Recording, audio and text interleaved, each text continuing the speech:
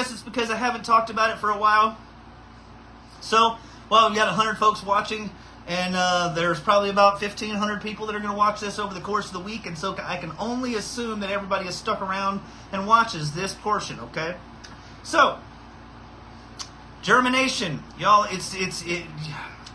there is a saying out there, and I'm not trying to be offensive to anybody by any means, but it's KISS. Do y'all know what that stands for? It says, keep it simple, stupid. Okay. Keep it simple. Keep it as simple as possible. In all of these instructional videos and all the advice that I'll ever give, what I've done is over the course of my 25-year plus cultivation career, the trial and error that I've gone through, along with the establishing the autoflower movement and being integral and talking about pot and seeing people's grows and all that kind of stuff. That's how I get to these, these things. And I try to eliminate as many places, opportunities, and ways for something to go wrong or for us to apply that inherent human error that's always going to be present. Okay? One of those things is germinations. Y'all, stop making it too hard. Stop using paper towels. Okay? You can put them in the pot if you want to. You can sow them directly in there. Cool.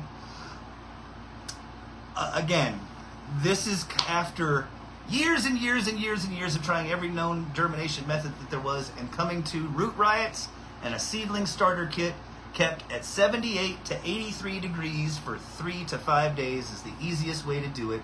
And it eliminates a lot of the issues that people have with germination and getting their seeds to pop. And it's not hard. You don't need to overcomplicate it, okay? You take the root riot cube, you put it in the slot in the seedling starter kit. You put the seed in the hole. You don't pre-soak the cube. You don't do anything to the seed. You don't wet it down. You don't do any of that stuff. Okay? You take it out of the bag. You take the seed. You put it in the pre-drilled holes. It comes with a hole for you to put the seed in. You put it down about 1/4 of an inch, and you put the top on it to keep the humidity up. Okay? Keep it at 7. This is the key here, folks.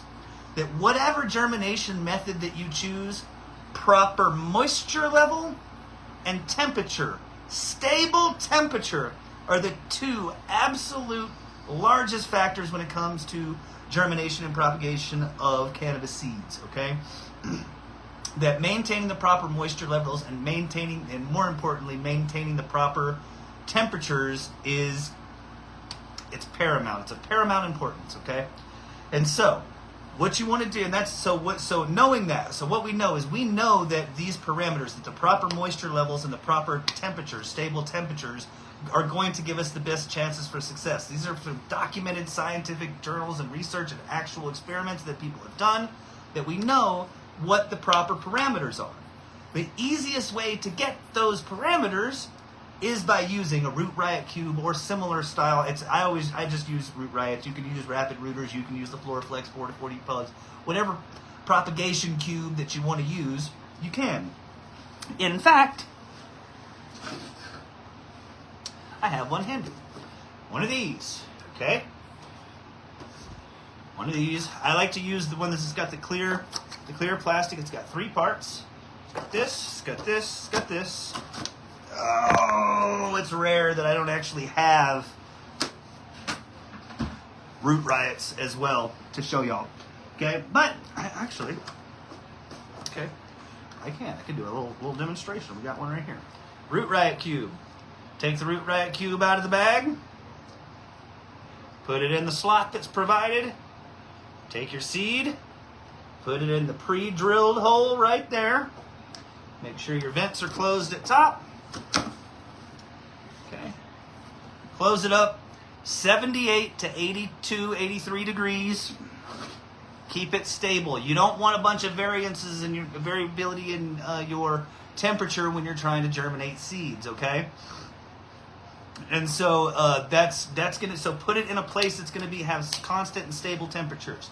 Now, one of the things that I've been seeing folks do is that I'll ask somebody, hey, well, what are your temperatures and humidity inside your seedling starter kit? And somebody will say it's 76 and 60% humidity. Well, I know that that's not the case, or something is very, very wrong.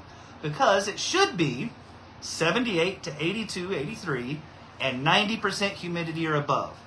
Okay, so you can get yourself a little tiny little thermometer, hygrometer, a little sensor that reads temperature and relative humidity. Put that inside here. Okay, put that in here, and wherever you've got it, wherever you're putting it, put that little thing. Or if it's a sensor from a AC Infinity or something, take it and you can run it through this little top hole here. Okay, you want to be measuring the environmental inputs inside that. Okay, and if you've got it between 78 and 82 and 90% humidity, stable for 3 to 5 days, you're going to have 95% or better germination rate. Okay, this has been happening. I've been using this method for almost 15 years. I don't know, something like that. And it's all time over all strains, all crosses, all breeders, all different cultivars. A 95% or better germination rate is what you're going to get. Okay, and you want to have light. You do want to have a little bit of light. Okay. The inside that root riot cube, it's dark. Okay, your seeds don't germinate in the dark. They germinate with a light source above them and down below the ground, which is going to be inside that root riot cube. Okay, that's going to be dark. If you've got a shell that's stuck on if you've got a helmet that's stuck on, spritz it with water, with plain water. Okay, get that shell soft.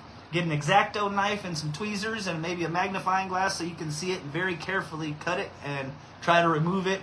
Pry it open, get you a couple pair of tweezers, and very gently try to remove it. Okay, again, spritzing it with water will help, and it'll help soften that shell up. Okay, so again, if you're having issues with germination and you're not using the method that I just described, try it out. Okay, I understand, folks, that a lot of us, especially folks that have been growing for a long time, I did it this way for forever and it's always worked, and I understand, and that's great. And there's a lot of things in this, hobby, in this industry that we do, and that our plants, because they're very hardy, they grow in spite of what we do to them. Okay, not because of it. All right. And so in this case, for many reasons. Okay, one of the reasons that not using the paper towel method. There's a video, and I wish I could find it. I should probably go try to find it. About it's a macro shot of what happens to the fibrous roots hair, the cilial root hairs.